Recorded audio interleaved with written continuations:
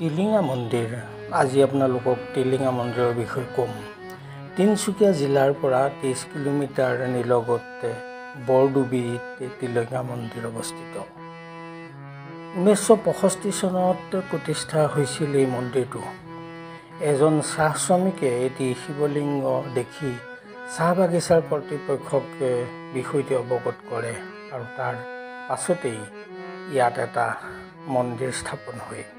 প্ৰবাদ অনুসৰি মন্দিৰৰ বটগছজোপাত একে উশাহতে ভক্তই টিলিঙা বান্ধিলে মনোবাঞ্ছা পূৰ্ণ হয় বুলি এক লোকবিশ্বাস আছে আৰু তেতিয়াৰ পৰাই বৰগছজোপাৰ ডালতে ভক্তই মনোবাঞ্ছা পূৰ্ণৰ কাৰণে টিলিঙা বান্ধে আৰু মনোবাঞ্ছা সিদ্ধি হোৱাৰ পাছত পুনৰ সেই মন্দিৰলৈ আহি টিলিঙা আৰু ৰঙা সূতা শুলুকাই থৈ আহে বুলি এক জনবিশ্বাস প্ৰচলিত হৈ আছে।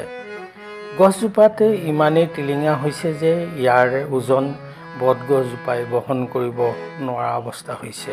বৰ্তমান মন্দিৰ সমিতিয়ে গছজোপাৰ পৰিৱৰ্তে মন্দিৰৰ সন্মুখভাগত টিলিঙা বান্ধিবলৈ ব্যৱস্থা কৰি দিছে।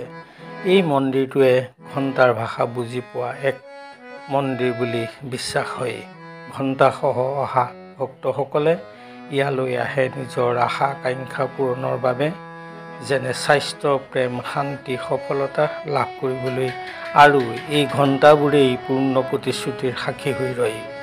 অসম আৰু অসমৰ বাহিৰৰ বিভিন্ন ঠাইৰ পৰা দৈনিক শতাধিক ভক্তৰ সমাগমে এই টিলিঙা মন্দিৰৰ যিটো সৌন্দৰ্য দিনক দিনে বৃদ্ধি কৰিছে।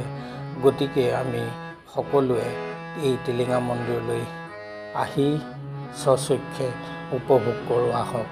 ধন্যবাদ।